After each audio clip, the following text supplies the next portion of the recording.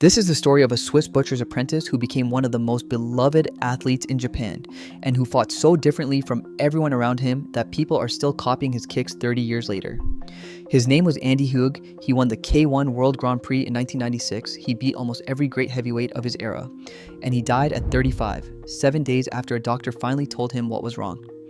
Over the next 12 minutes, we're going through all of it, starting with where he came from, then what made his style so strange, how he won the biggest tournament in the sport, why Japan took him in as one of their own, and what he left behind when he was gone.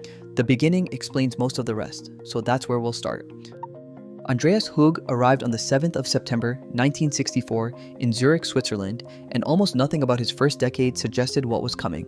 His parents weren't in the picture. Arthur Hug, his father, had served in the French Foreign Legion and died in Thailand without ever laying eyes on his son, while his mother, Madeleine, wasn't in a position to raise him. 3 years inside an orphanage came before anything resembling a family. Wohlen, a small town in the canton of Aargau, is where he actually grew up. His grandmother Friede and his grandfather Hermann, a bricklayer, took him in alongside his brother Charlie and his sister Fabienne. And that household is the one that produced the fighter. Bullying is what pushed him through the door of a karate school. At 10 years old, he started Kyokushin karate in Wohlen under an instructor named Werner Schenker, with his grandmother behind him and his grandfather, at first, dead against it. But here's the thing, people tend to forget about those early years, because this was never a wealthy kid's hobby. Hug trained as a butcher, completed his apprenticeship in 1984, and worked at the main wholesale butchery in Wohlen until 1986, fitting the training around the job. Years later, he put it plainly, saying that when you have nothing, you have bite, and that sport was the only chance he had to achieve and earn something. Physically, he was also the wrong shape for what he was about to attempt. 1.80 m in his prime, 5'11", at roughly 98 kilos, which in heavyweight full contact fighting counts as small. The answer was to build something nobody else had, so he fought southpaw, held an unusual open and square guard with his palms turned out, and developed a set of kicks that no other man that size was throwing. Long before the arenas and the television cameras, Andy Hug was a karate man, and a very good one. The Swiss Oyama Cup came first, in 1979 when he was 15. National titles followed, at middleweight in 1982 and then at heavyweight from 1984 once he'd moved up in size. December of 1985 brought the European Championships in Barcelona, and he won them again 4 years later in Budapest. The moment that made Japan notice him, though, landed in November of 1987 at the Kyokushin World Open in Tokyo. Hug fought through Ademir da Costa of Brazil and Akira Masuda of Japan and reached the final, which meant a European was standing in the last round of the most demanding bare-knuckle karate tournament on the planet. Nobody from outside Japan had ever done it. He lost that final to Shohei Matsui on a decision that people argued about then and still argue about now, and the result barely mattered. Japan had seen him. What Japanese fans fell for was the discipline, the stillness under pressure, the refusal to take a step backward, and above all, those kicks. One more famous Kyokushin moment was waiting for him in 1991, and it went against him badly. Francisco Filho landed a roundhouse kick to Hug's head just as the bell sounded and knocked him out cold. And Mas Oyama himself, the founder of Kyokushin, ruled the strike legal because it had started before time expired. Filho took the win. Turning professional came in 1992 when Hug moved across to the Seido Kaikan organization and won their Karate World Cup that October by beating Taye Kin. That victory put him inside the orbit of Kazuyoshi Ishii, the founder of Seido Kaikan and the founder of a brand new promotion called K1. Hoju's professional kickboxing debut came on the 15th of November 1993, and he knocked out Ryuji Murakami inside the first round. The myth is that he walked in and took the sport over immediately, which isn't what happened. His start was genuinely strong. March of 1994 brought a points win over Branko Cikatic, the reigning K1 Grand Prix champion, and that is a serious result by any measure. What nobody expected was April, when Patrick Smith stopped him in the quarterfinal of the 1994 Grand Prix in roughly 19 seconds, with a documented mouthguard problem making an already bad night worse. 19 seconds in public at the worst possible moment. Rebuilding took time. Smith went down to a knee in the September rematch, and December delivered a world super heavyweight title. 1995 nearly finished him off. Mike Bernardo stopped him in the third round in March. Ernesto Hoost outpointed him in July. Bernardo knocked him out again in September, this time in the second, and the pattern was obvious to everyone watching because the bigger and heavier men were simply walking straight through him. Hug reportedly battled depression through this stretch and questioned whether there was any point in continuing. That changed in December of 1995 when he took a unanimous decision over Jerome LeBanner and turned the whole thing around. The part of his career that outlived him is the way he actually fought, and it started with the axe kick. The Japanese name for it is Kakato Otoshi, though Japan eventually just started calling it the Andy kick. Hug would raise his leg almost vertically, lock the knee out, and bring the heel down onto an opponent's skull or collarbone like a hammer falling from above. Everybody knew it was coming, and that's what makes it remarkable. Opponents studied the tape, understood exactly what he had, and still couldn't reliably deal with it because the arc was so wide and the flexibility required to lift a leg that high belonged to almost no heavyweight alive. Then there was the technique that got its own name, the Hug Tornado, a spinning heel kick delivered low into the meat of an opponent's thigh. Consider how strange that is, a spinning attack aimed at the leg, thrown by a man in a heavyweight kickboxing ring in the 1990s. Add the knees, and he ended Patrick Smith with one of those, and add the karate combinations he never once abandoned, and the result was a fighter who simply did not resemble the people standing across from him. He didn't fight like a kickboxer, he fought like a karate master inside a kickboxing ring. Adapting karate to survive under kickboxing rules was never the project. Hug imported it whole and made the kickboxers deal with it. 17,850 people filled Yokohama Arena on the 6th of May, 1996. The K1 Grand Prix ran as a one-night tournament, which meant you won, then fought again, then won again. Hug opened by knocking out Dwayne Vander Merwe in the first round.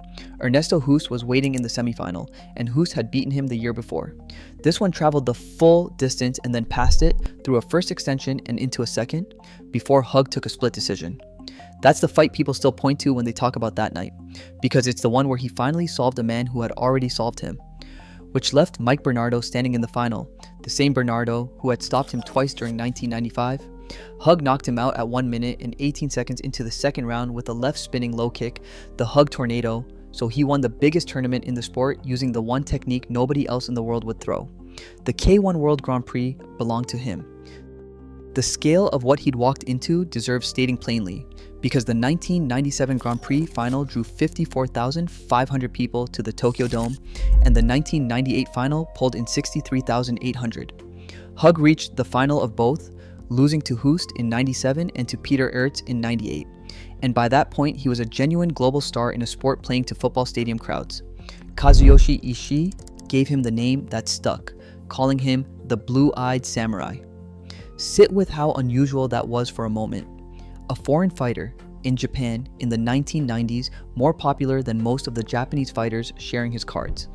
Ishii tried to explain it himself, saying that people in Japan liked Andy so much because he owned something the Japanese respect, which was a big heart, generosity, strength, and a will of iron. Hug couldn't quite account for it. His own words were that it certainly came down to his willpower and to never giving up, but that sometimes he didn't know himself why they had taken him to their hearts. His face turned up everywhere. Commercials for Nissin Foods, instant noodles, roles in the Ultraman Zerth films, manga drawn about his life, and a walk to the ring soundtracked by We Will Rock You. Here's the number that tells you what he actually meant to that country. 6 years after his death, in 2006, Nippon Television broadcast a survey called the Top 100 Historical Persons in Japan, and Andy Hug came in at number 79, a Swiss kickboxer sitting on Japan's list of its favorite historical figures. Blick, back home in Switzerland, wrote after his death that Andy Hug became very rich and famous in Japan, but remained modest, polite, and truthful. The year 2000 treated him well, at least at first, because he went 4-0. Musashi lost to him in March. Glaba Feitosa lost to him in April. On the 3rd of June, at the Hallenstadion in Zurich, in front of his own people, he beat a young Croatian named Mirko Cro Cop Filipovic.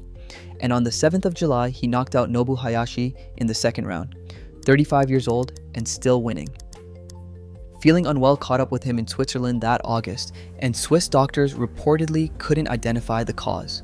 He flew to Japan on the 15th, preparing for a tournament scheduled for October. 2 days later, on the 17th of August, doctors at Nippon Medical School Hospital in Tokyo diagnosed acute leukemia, specifically acute promyelocytic leukemia. Chemotherapy started on the 19th. A message to his fans went out on the 22nd, in which he wrote that he wanted to inform them about his state of health so that he could fight the illness together with them, that this illness was the most severe opponent of all his fights, and that he would win. The coma came on the 23rd. On the 24th of August, 2000, in the early evening in Tokyo, Andy Hug died of multiple organ failure at 35 years old. 7 days had passed since the diagnosis, and Japanese fans only learned he was sick on the day he died. Zenpuku-ji Temple in Tokyo hosted the funeral on the 27th of August, with roughly 800 guests inside and an estimated 12,000 people gathered outside in the street. The Swiss president, Adolphe Ogi, attended. Fighters carried his coffin, among them Francisco, Filio, Nobuaki, Kakuda, and Nicholas Petas, and We Will Rock You played once more. A second memorial service followed at the Grossmünster Cathedral in Zurich, broadcast live across Switzerland, and his ashes were interred at Hoshuin Temple in Kyoto, where fans still travel to visit him. Measuring him properly starts with the names on his record, because those names define the entire era. Peter Aerts lost to him, Ernesto Hoost lost to him, Jerome Lebanner, Ray Sefo, and Mirko Krokop all lost to him, and so did Mike Bernardo in a Grand Prix final, and so did Branko Cikatic while Cikatic held the championship. He also lost to plenty of those same men, and that's the honest version of the story. 1 Grand Prix title sits on his record rather than 4. He spent his entire career undersized against the largest heavyweights of his generation, and people still argue about exactly where he ranks among them. Ranking was never really the point with Andy Hug, and the proof of that showed up after he was gone. K1 staged memorial tournaments in his name beginning in 2001, and the first one drew 18,200 people into the Saitama Super Arena. In Wolin, his widow Ilona, an artist, created a monument to him. His son Seiya, born in 1994, still carries the name publicly. 25 years on, in 2025, Swiss national outlets were still running features about him while Ilona and Seiya traveled to Kyoto to mark the day. In gyms all over the world, people are still throwing that axe kick. Out of an orphanage and a butcher shop in a small Swiss town came a man who was too small for the division he chose and who refused to fight the way everyone else fought. He turned a karate technique into the finish of a world championship final. 25 years later, Andy Hug is still remembered not only as a champion, but as one of the most respected martial artists to ever step into a ring.